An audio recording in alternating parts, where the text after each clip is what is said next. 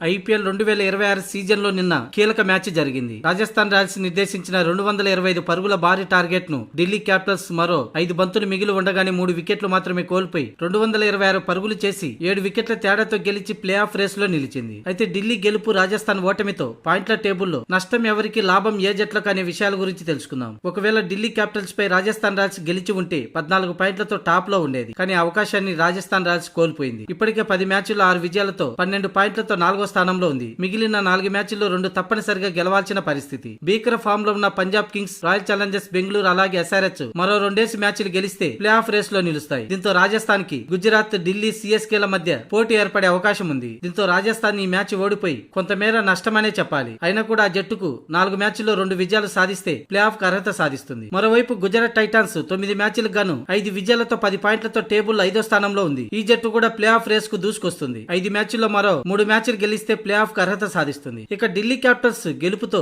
అటు CSK, KKR, Mumbai, Lucknow super giants లకి తీవ్ర నష్టమనే చెప్పాలి. ఇప్పటికే టాప్ 4 లో ఉన్న జట్లు 2 విజయాలు సాధిస్తే మిగతా జట్లన్నీ కూడా ప్లే ఆఫ్ నుంచి తప్పుకుంటాయి. ఈ క్రమంలో తీవ్ర పోటీ నెలకొన్న నేపథ్యంలో అటు Gujarat Titans, Delhi Capitals, CSK ప్రతి మ్యాచ్ గెలుస్తూ టాప్ 4 లో ఉన్న జట్ల ఓటముల కోసం ఎదురు చూడాల్సిన పరిస్థితి. అంతేకాకుండా నిన్న ఢిల్లీ గెలుపుతో KKR, Mumbai, Lucknow super giants లకి దాదాపుగా ప్లే ఆఫ్ అవకాశాలు దూరం చేసినట్టుగా చెప్పాలి. తదుపరి మ్యాచ్ లో ఏ ఒక్క మ్యాచ్ ఓడిపోయినా ఎలిమినేట్ అవుతాయి. మొత్తానికి రాజస్థాన్ ఓటమితో గుజరాత్ టైటాన్స్ కు వరంగా మారే అవకాశం ఉంది. ఇక ఢిల్లీ క్యాపిటల్స్ గెలుపుతో సిఎస్కే కు 40% అవకాశం ఉంటే కేకేఆర్, ముంబై, లక్నోలకి 99% ప్లే ఆఫ్ ఛాన్సులు కోల్పోయినట్టే.